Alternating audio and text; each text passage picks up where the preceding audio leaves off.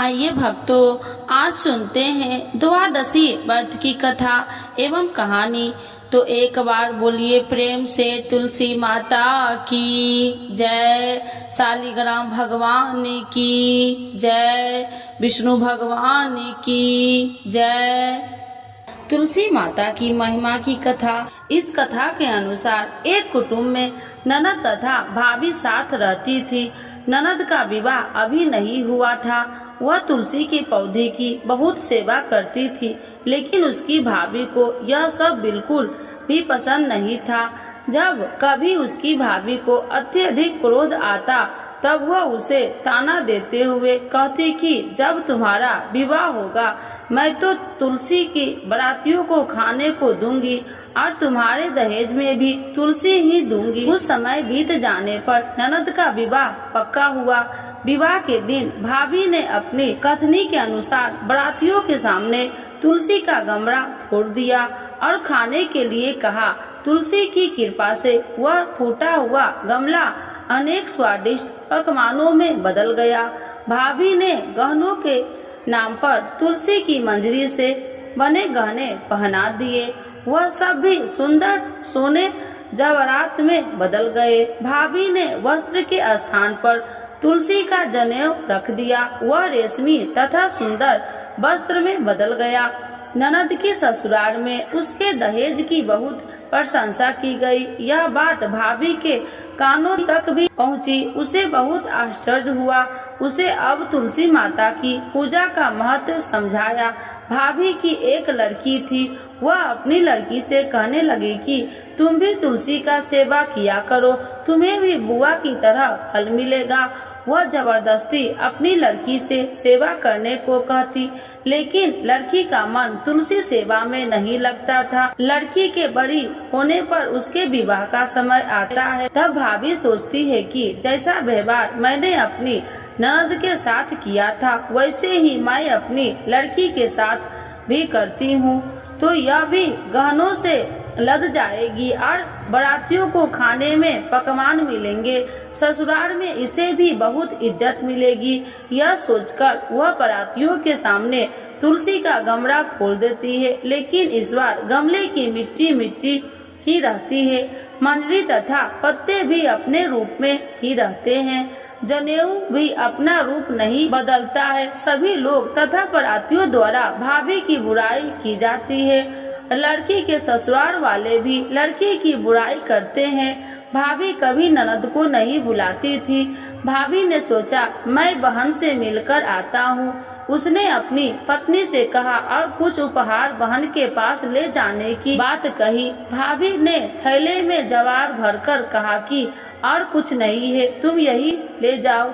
वह दुखी मन से बहन के पास चल दिया। वह सोचता रहा कि कोई भाई अपने बहन के घर जुआर ले कैसे जा सकता है। यह सोचकर वह एक गौशाला के पास रुका और जुआर का थैला गाय के सामने पलट दिया। तभी गाय पालने वाले ने कहा कि आप गाय के सामने हीरे मोती तथा सोना क्यों डाल रहे हो। भाई ने सारी बात उसे बताई और धन लेकर खुशी से अपनी बहन के घर की ओर चल दिया। दोनों बहन भाई एक दूसरे को देखकर अत्यंत प्रसन्न हुए। हे तुलसी माता, जैसे आपने उस ननद पर कृपा करी है, वैसे ही सब पर करना। कहानी सुनने वाले एवं हुंकार भरने वाले पर कृपा बरसाना, और जैसे भाभी पर किया है वैसे किसी पर नहीं करना। तो एक बार बोलिए प्रेम से तुलसी माता की जय, शालिग्राम भगवान की जय। इस कथा के बिना द्वादशी के पारण अधूरा माना जाता है। बरसाने में एक संत की कथा। एक संत बरसाना में रहते थे और हर रोज सुबह उठकर यमुना जी में स्नान करके राधा जी के दर्शन करने जाया करते थे। यह नियम हर रोज का था। जब तक राधा रानी के दर्शन नहीं कर लेते थे, तब तक जल भी ग्रहण नहीं करते थे। दर्शन करते करते तकरीबन उनकी उम्र 80 वर्ष की हो गई। आज सुबह उठकर रोज की तरह उठे और यमुना में स्नान किया और राधा रानी के दर्शन को गए।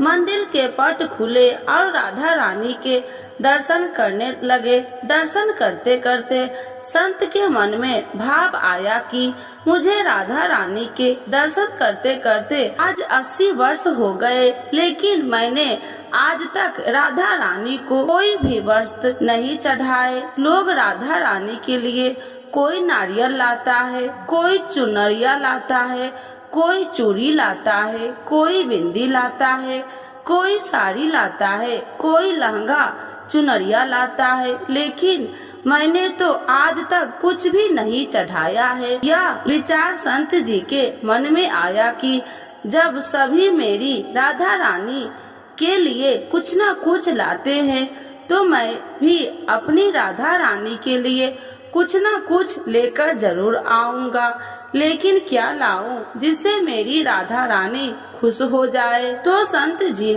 यह सोचकर अपनी कुटिया में आ गए। सारी रात सोचते सोचते सुबह हो गई। उठकर स्नान किया और आज अपनी कुटिया में ही राधा रानी के दर्शन पूजन किया।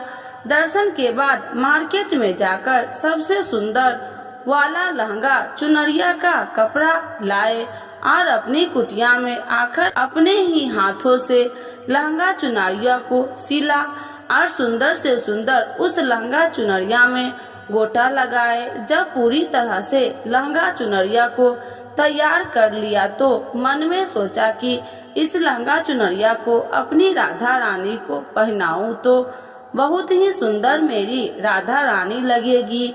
यह सोच करके आज संत जी उस लहंगा चुनरिया को लेकर राधा रानी के मंदिर को चले। मंदिर की सीढ़ियाँ चढ़ने लगे और अपने मन में सोच रहे हैं, आज मेरे हाथों के बनाए हुए लहंगा चुनरिया राधा रानी को पहनाऊंगा तो मेरी लाडली खूब सुंदर लगेगी। यह सोचकर जा रहे थे, इतने में एक बरसाना की लड़की लाली आई और बाबा से कहती है, बाबा आज बहुत ही खुश हो, क्या बात है बाबा बताओ ना। तो बाबा ने कहा कि लाली आज मैं बहुत खुश हूँ, आज मैं अपने हाथों से राधा रानी के लिए लहंगा चुनरिया बनाया है। इस लहंगा चुनरिया को राधा रानी जी को पहनाऊंगा और मेरी राधा रानी बहुत सुंदर दिखेगी। उस लाली ने कहा, बाबा मुझे भी दिखाओ ना अपने लहंगा चुनरिया कैसी बनाई है। लहंगा चुनरिया को देखकर वो लड़की बोली, अरे बाबा राधा रानी के पास तो बहुत सारी पोशाक है, तो ये मुझे दे दो ना। तो महात्मा बोले कि बेटी तुमको मैं दूसरी बाजार से दिलवा दूंगा, ये तो मैं अपने हाथ से बनाकर राधा रानी के लिए लेकर जा रहा हूँ, तुमको और कोई दूसरा दिलवा दूंगा। लेकिन उस छोटी सी बालिका ने उस महात्मा का दुपट्टा पकड़ लिया, ये मुझे दे दो। पर संत भी जिद करने लगे कि दूसरी दिलवाऊंगा, ये दूंगा। लेकिन वो बच्ची भी इतनी तेज थी कि संत के हाथ से छुरा चुनरिया को छीनकर भाग गई। अब तो बाबा को बहुत ही दुख लगा कि मैंने आज तक राधा रानी को कुछ नहीं चढ़ाया, लेकिन जब लेकर आया तो लाली लेकर भाग गई। मेरा तो जीवन ही खराब है, अब क्या करूँगा। यह सोचकर संत उसी सीढ़िया पर बैठ के रोने लगा। इतने में कुछ संत वहाँ आए और पूछा, क्या बात है बाबा, आप क्यों रो रहे हैं। तो बाबा ने उन संतों की पूरी बात बताया। संतों ने बाबा को समझाया और कहा कि आप दुखी मत हो, कल दूसरी लहंगा चुनरिया बना कर राधा रानी को पहना देना, चलो राधा रानी के दर्शन कर लेते हैं। इस प्रकार संत ने बाबा को समझाया और राधा रानी के दर्शन को लेकर चले गए। रोना तो बंद हुआ, लेकिन मन खराब था, क्योंकि कामना पूरी नहीं हुई। न तो अनमने मन से राधा रानी का दर्शन करने संत जा रहे थे और मन में ये ही सोच रहे हैं कि मुझे लगता है कि किशोरी जी की इच्छा नहीं है। शायद राधा रानी मेरे हाथों से बनी पोशाक पहनना ही नहीं चाहती थी। ऐसा सोचकर बड़े दुखी होकर जा रहे थे। मंदिर आकर राधा रानी के पट खुलने का इंतजार करने लगे। थोड़ी ही देर बाद मंदिर के पट खुले तो संतों ने कहा, बाबा देखो तो आज हमारी राधा रानी बहुत ही सुंदर लग रही है। संतों की बात सुनकर के जैसे ही बाबा ने अपना सिर उठाकर देखा तो जो लहंगा चुनरिया बाबा ने अपने हाथों से बनाकर लाए थे वही आज राधा रानी ने पहना था। बाबा बहुत ही खुश हो गए और राधा रानी से कहा, हे राधा रानी, आपको इतना भी सब्र नहीं रहा, आप मेरे हाथों से मंदिर की सीढ़ियां से ही लेकर भाग गई, ऐसा क्यों? सर्वेश्वरी श्री राधा रानी ने कहा कि बाबा, आपके भाव को देखकर मुझसे रहा नहीं गया और ये केवल पोशाक नहीं है, इसमें आपका प्रेम है, तो मैं खुद ही आकर के आपसे लहंगा चुनरिया छीनकर भाग गई थी। इतना सुनकर के बाबा भाव विभोर हो गए और बाबा ने उसी समय किशोरी जी का धन्यवाद किया। तो एक बार बोलिए प्रेम से श्री राधा रानी की जय, राधे कृष्ण भगवान की जय। तो आइए भक्तों, आज जानते हैं भीष्म द्वादशी की यह पौराणिक कथा। भीष्म द्वादशी के बारे में प्रचलित एवं पौराणिक कथा के अनुसार राजा शांतनु की रानी गंगा के देवव्रत नामक पुत्र को जन्म दिया और उसके जन्म के बाद गंगा शांतनु को छोड़कर चली जाती है, क्योंकि उन्होंने ऐसा वचन दिया था। शांतनु गंगा के वियोग से दुखी रहने लगते थे, परंतु कुछ समय बीतने के बाद शांतनु गंगा नदी पार करके लिए मत्स्य गंधा नामक की कन्या से नाव में बैठते हैं और उसके रूप सौंदर्य पर मोहित हो जाते हैं। राजा शांतनु कन्या के पिता के पास जाकर उनकी कन्या के साथ विवाह करने का प्रस्ताव रखते हैं, परंतु मत्स्य गंधा के पिता राजा शांतनु के समक्ष एक शर्त रखते हैं कि उनकी पुत्री को होने वाली संतान को हस्तिनापुर राज्य की उत्तराधिकारी बनेगी, तभी यह विवाह हो सकता है। यही मत्स्य गंधा आगे चलकर सत्यवती नाम से प्रसिद्ध हुई। राजा शांतनु का यह शर्त मानने से इनकार करते हैं, लेकिन वे चिंतित रहने लगते हैं। देवव्रत को जब पिता का चिंता का कारण मालूम पड़ता है तो वह अपने पिता के समक्ष आजीवन विवाहित रहने का संकल्प लेते हैं। पुत्र की इस प्रतिज्ञा को सुनकर राजा शांतनु उन्हें इच्छा मृत्यु का वरदान देते हैं। इस प्रतिज्ञा के कारण देवव्रत भीष्म पितामह के नाम से प्रसिद्ध हुए। जब महाभारत का युद्ध होता है तो भीष्म पितामह कौरवों की तरफ से युद्ध लड़ रहे होते हैं और भीष्म पितामह के युद्ध कौशल से कौरव जीतने लगते हैं। जब भगवान श्री कृष्ण एक चाल चलते हैं और सिंखरी को युद्ध में उनके समक्ष खड़ा कर देते हैं। अपनी प्रतिज्ञा अनुसार सिंखरी पर शस्त्र न उठाने के कारण भीष्म युद्ध क्षेत्र में अपने शस्त्र त्याग देते हैं, जिसने अन्य योद्धा अवसर पाते ही उन पर तीरों की बौछार शुरू कर देते हैं। महाभारत इस महान योद्धा के शस्त्रशैया पर शयन किया, इसीलिए कहा जाता है कि सूर्य दक्षिणायन होने के कारण शास्त्रीय माता अनुसार भीष्म ने अपने प्राण नहीं त्यागे। सूर्य के उत्तरायण होने पर अपने नश्वर शरीर का त्याग किया। उन्होंने अष्टमी को अपने प्राण त्याग दिए थे। उनके पूजन के लिए ही माघ मास की द्वादशी तिथि निश्चित की गई है, इसीलिए इस तिथि को भीष्म द्वादशी कहा जाता है। भगवान ने यह व्रत भीष्म पितामह को बतलाया था और उन्होंने इस व्रत का पालन किया था, जिससे इसका नाम भीष्म द्वादशी पड़ा। यह व्रत एकादशी के ठीक दूसरे दिन द्वादशी को किया जाता है। यह व्रत समस्त बीमारियों को मिटाता है। इस उपवास से समस्त पापों का नाश होकर मनुष्य को अमोघ फल की प्राप्ति होती है। तो एक बार बोलिए प्रेम से विष्णु भगवान की जय। विष्णु भगवान एवं लक्ष्मी माता की चालीसा। यह चालीसा आप लोग जरूर सुने। सुनने मात्र से होती है धन्य धान्य में वृद्धि। तो एक बार बोलिए प्रेम से विष्णु भगवान की जय, लक्ष्मी माता की जय। श्री विष्णु चालीसा के पाठ से अच्छे पुण्य की होगी प्राप्ति। माँ लक्ष्मी भी होंगे प्रसन्न। सुनिए विनय सेवक की चितलाय, करत कुछ वरण करु दीजे ज्ञान बतलाय। नमो विष्णु भगवान खरागी, कष्ट नसावन अखिल बिहारी। प्रबल जगत में शक्ति तुम्हारी, तिरुवन फैली रही उजियारी। सुंदर रूप मनोहर सूरत, सरल स्वभाव मोहिनी मूरत। तन पर पीताम्बर अति सोहत, बैजंती माला मन मोहत।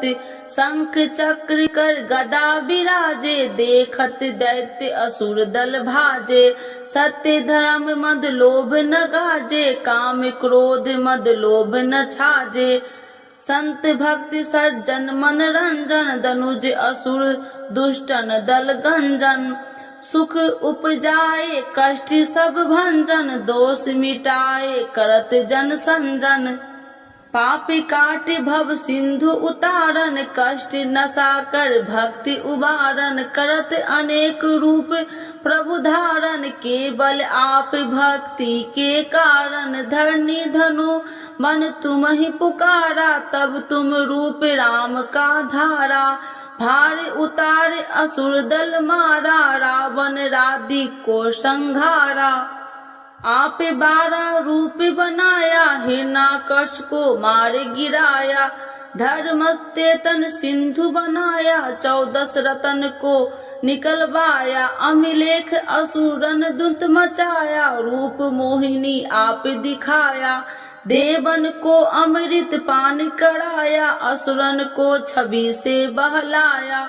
कूर्म रूप धर सिंधु मचाया, मंदाचल गिरी तुरंत उठाया। शंकर का तुम फंद छुड़ाया, भस्मासुर को रूप दिखाया। देवन को जब असुर डुबाया, कर प्रबंध उन्हें ढूंढवाया। मोहिनी बनकर खलगी मचाया, उसे ही कर में भस्म कराया। असुर जलंधर अति बलदाई, शंकर से उनकी लड़ाई।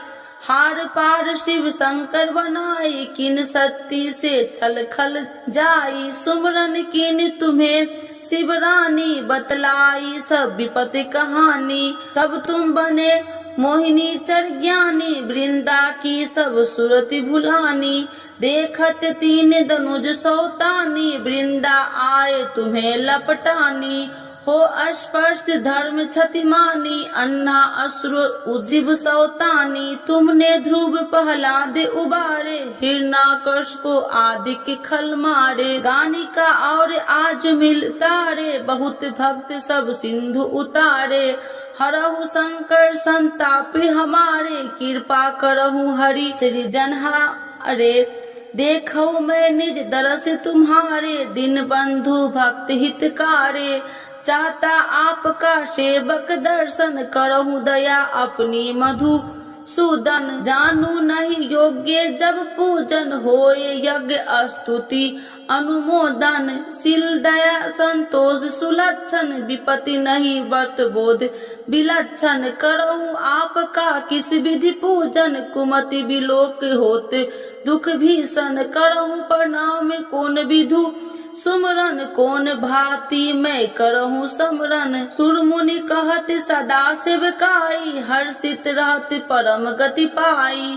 दीनन दुखित नर सदा सहाई, निर्जन जान लेव अपनाई। पाप दोष संताप नसावो, भव बंधन से मुक्ति कराओ। सुत संपत्ति दे सुख उपजाओ, निज चरण का दास बनाओ। निगम सदा ये विनय सुनाबे, पढ़े सुने जो जन सुख पावे। तो एक बार बोलिए प्रेम से श्री विष्णु भगवान की जय लक्ष्मी माता की जय। मातु लक्ष्मी करी कृपा, करो हृदय में वास, मनोकामना सिद्ध करी परहु मेरी आस।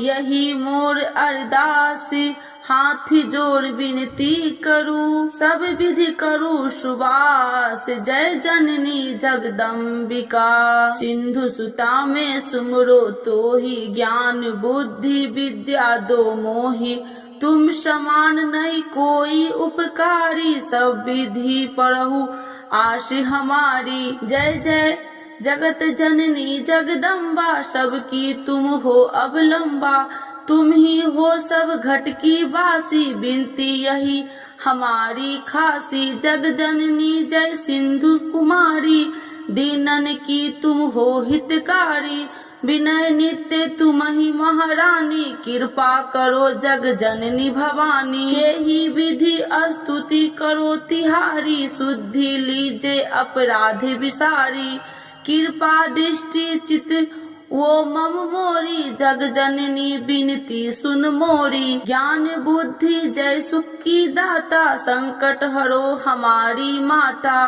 क्षीर सिंधु जब विष्णु मथायो, 64 रतन सिंधु में पायो, 64 रतन में तुम सुखकारी, सेवा कियो प्रभु बने दासी। जब जब जन्म जहाँ प्रभु लिन्ना, रूप बदलता सेवा किन्ना, शेम विष्णु जब नर तनु धारा, ले ही अपराधिपुरी अवतारा, तब तुम प्रकट जनकपुर माही, सेवा कियो हृदय पुल काही। अपनाया तो ही अंतर्यामी, विश्व विदित त्रिभुवन की स्वामी, तुम सब प्रबल शक्ति नहीं आनी, कह लो महिमा कहो बखानी। मम कर्म वचन करे सेवकाई, मन इच्छित वंचित फल पाई, तजी छल कपट और चतुराई, पूज ही विधि भक्ति मन लाही। और हाल में कहू बुझाई, जो यह पाठ करे मन लाई, ताको कोई कष्ट नोई, मन इच्छित पावे फल सोई। त्राही त्राही जय दुख निवारणी, त्रिविध ताप भव बंधन हारिणी, जो चालीसा पढ़े पढ़ावे, ध्यान लगा कर सुने सुनावे, ताको कोई न रोग सतावे, पुत्र आदि धन संपत्ति पावे, पुत्रहीन अरु संपत्ति हिन्ना, अद्र वज्र कोठी अति दिन्ना, वृप बुलाए के पाठ करावे, शंका दिल में कभी न लावे, पाठ करावे दिन चालीसा, तापर कृपा करे गौरी सा, सुख संपत्ति बहुत सी पावे, कभी कहीं कहू की आवे, 12 वर्ष करे जो पूजा, ते ही मम धन्य और नहीं दूजा, प्रतिदिन पाठ करे मन माही, उन सब कौन जग में केहू नाही। बहु विधि क्या मैं करूँ बड़ाई, ले परीक्षा ध्यान लगाई, करे विश्वास करे बरतने माँ, होए सिद्धि उपजई उर प्रेमा। जय जय जय लक्ष्मी भवानी, सब में व्यापति हो गुण खानी, तुमरो तेज प्रबल जग माही, तुम सब को दयालु कहू नाही, मोहि अनाथ के शुद्धि अब लीजे, संकट काटी भक्ति मोहि दीजे, फूल चूक कर क्षमा हमारी, दर्शन देज सदा निहारी, बिन दर्शन व्याकुल हितकारी, तुम ही अक्षत दुख सहेत भारी, नहीं मोहि ज्ञान बुद्धि है तन में, सब जानत हो आपने मन में, रूप चतुर्भुज करके धारण, कष्ट मोर अब करहु निवारण, के ही प्रकार में करूँ बड़ाई, ज्ञान बुद्धि मोहि नहीं अधिकारी, त्राहि त्राहि दुख हारनी, करो बेगी सब त्रास। जयति जयति जय लक्ष्मी माँ, करो शत्रुओं को नाश। रामदास धरि ध्यान नित, विनय करत कर जोर, मातु लक्ष्मी दास पर करू दया की कोर। तो एक बार बोलिए प्रेम से लक्ष्मी माता की जय, विष्णु भगवान की जय। एकादशी माता की आरती। ओम जय एकादशी माता मैया, जय एकादशी माता। तुमको निसी दिन ध्यावती हरि विष्णु विधाता। ओम जय एकादशी माता। उज्ज्वल से दो नैना चार भुजाधारी, कान में कुंडल शोभित बड़ी मुद्राधारी। ओम जय एकादशी माता। कंचन थाल विराजत अगर कपूरी बाती, मधुर बिलोचन नैना निसी दिन मदमाती। ओम जय एकादशी माता। मूर दैत्य को मारे देव मुनि तारे, भक्ति जनों के संकट क्षण में दूर करे। ओम जय एकादशी माता। जो ध्यावे फल पावे, दुख बिन से मन का, सुखी संपत्ति घर आवे, कष्ट मिटे तन का। ओम जय एकादशी माता।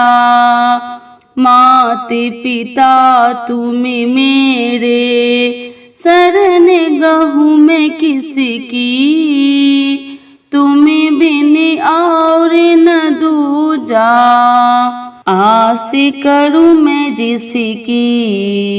ओम जय एकादशी माता। तुम ही जग की माता, तुम ही हो भरिता, तुम करुणा के सागर, तुम पालन करता।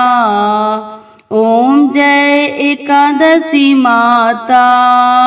मैं मूरखी अज्ञानी, ज्ञान प्रकाश भरो, डूबी मेरी नैया, भविष्य पार करो। ओम जय एकादशी माता। करुणा हाथ बढ़ाओ, चरण परे थारे, विषय विकार मिटाओ, पाप हरो सारे। ओम जय एकादशी माता। श्रद्धा भक्ति बढ़ाओ, कर चरणों की सेवा, चढ़त प्रसाद नारियल, कदली फल मेवा। ओम जय एकादशी माता। एकादशी माता की आरती जो कोई जन गावे, वैसी बैकुंठ परम पद पार उतर जावे। ओम जय एकादशी माता। ओम जय एकादशी माता। मैया जय एकादशी माता। तुमको निस दिन ध्यावती हरि विष्णु विधाता। ओम जय एकादशी माता। मैया जय एकादशी माता। एकादशी माता की जय। विष्णु भगवान की जय। लक्ष्मी माता की जय।